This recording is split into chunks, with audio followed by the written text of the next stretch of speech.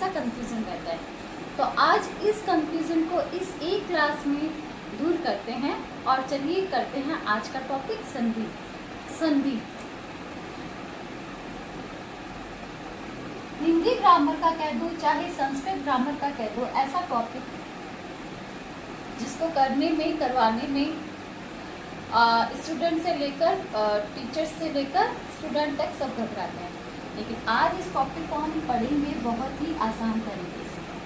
संधि का मतलब होता है जॉइन, जोड़, मेल। किसका मेल? वर्णों का, ध्वनि का मेल।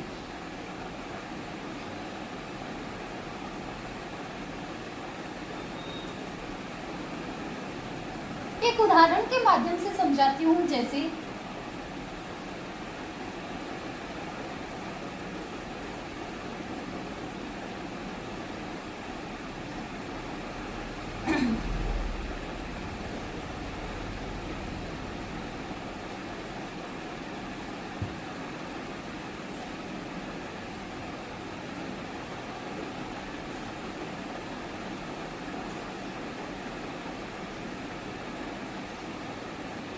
यहाँ पर देखिए, अति प्लस अधिक मिलकर शब्द बनेगा क्या?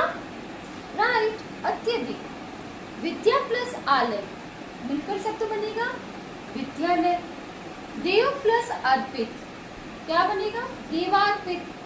क्योंकि आप लोगों ने इनके ज्वाइन वर्ड पढ़े हैं, तो यहाँ पर जो परिवर्तन हो रहा है, ई को य हो रहा है, आ और आ मिलके आ हो रहा है, और अ मिलके आ हो रहा है। कैसे? तो ये जो परिवर्तन है ये ही क्या कहलाती है? संधि। तो वर्णों की मेल से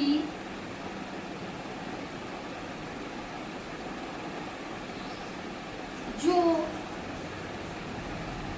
परिवर्तन या विकार उत्पन्न होता है उसे संधि कहते हैं।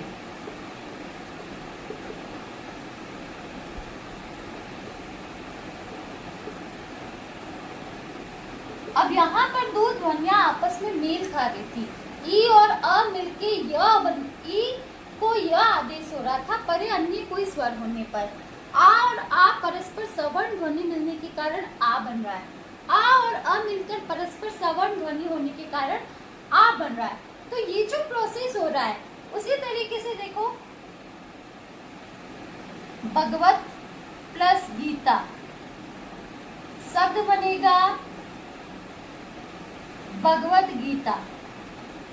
अब यहाँ पर त को द हो रहा है, किस कारण से हो रहा है? किस तरीके से ये परिवर्तन हो रहा है? इसी परिवर्तन को कहते हैं संधि।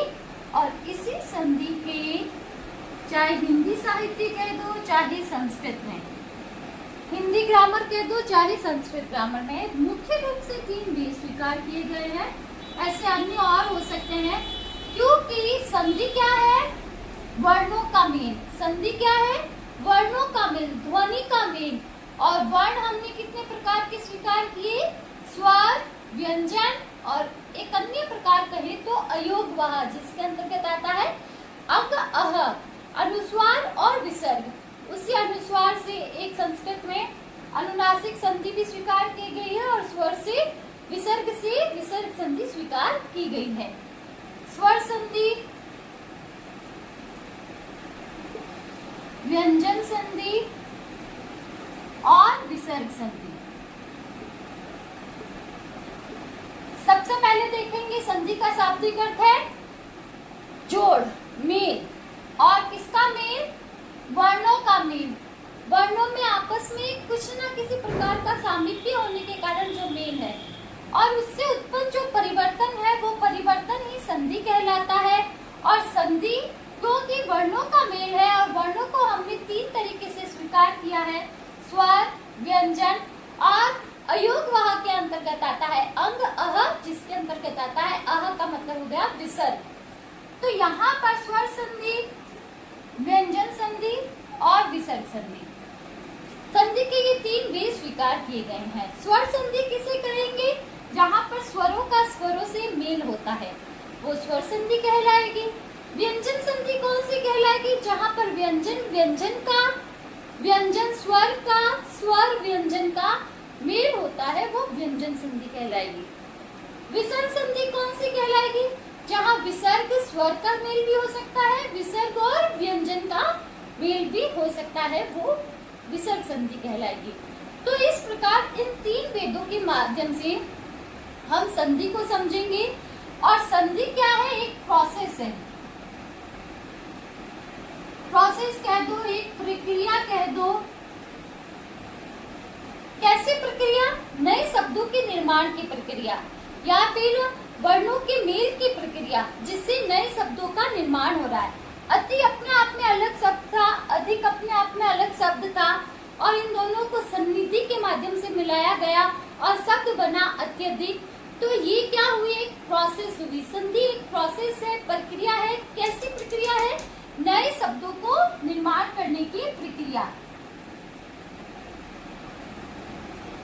नए शब्दों के निर्माण की प्रक्रिया। संधि शाब्दिक अर्थ ज्वाइन, जोड़, मेल। किसका मेल? वर्णों का मेल, और इससे उत्पन्न जो परिवर्तन या विकार होगा वही संधि कहलाएगी। और किसी भी शब्द के अंदर अलग अलग तरीके से संधि संपन्न हो सकती है।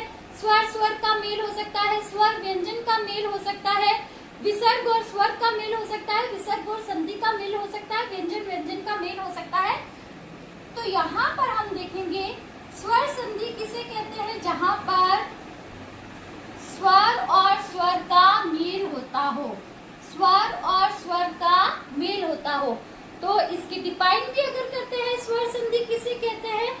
जिन शब्दों में स्वर और स्वर का मेल होता है, या जिन शब्दों के निर्माण में या जहाँ पर स्वर और स्वर की ध्वनि से उत्पन्न परिवर्तन होता है, वो स्वर संधि कहलाती है। स्वर और स्वर से उत्पन्न परिवर्तन स्वर संधि कहलाती है।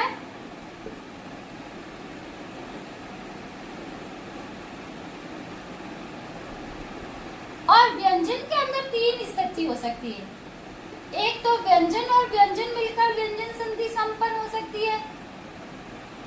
एक व्यंजन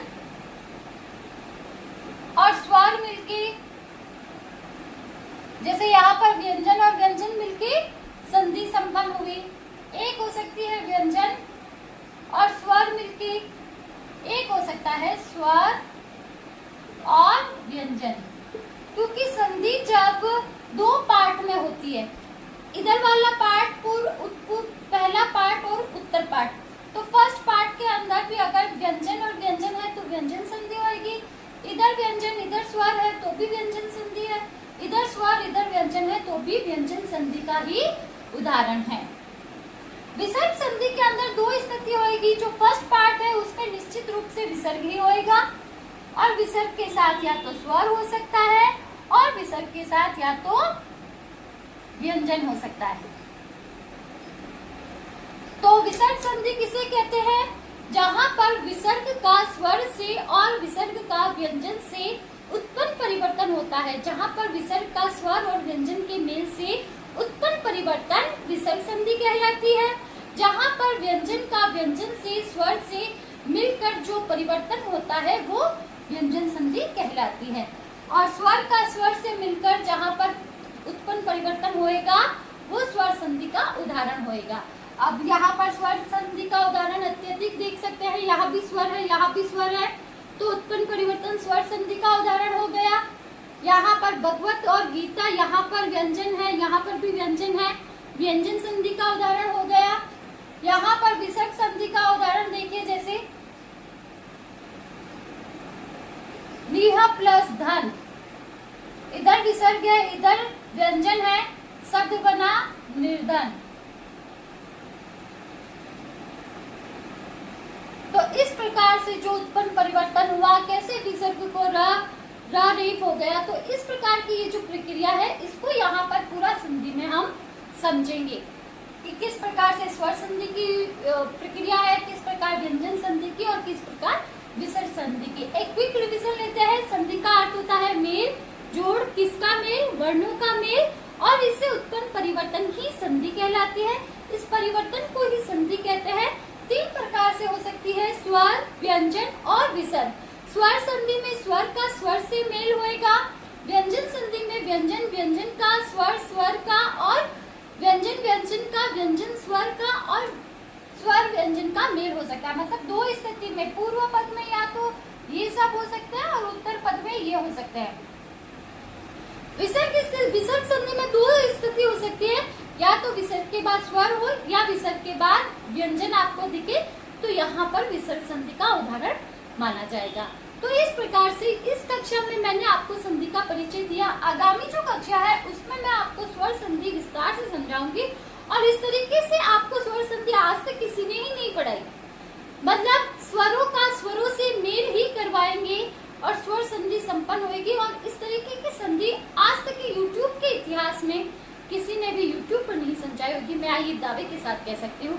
तो आगामी कक्षा के लिए बच्चों तैयार रहिए।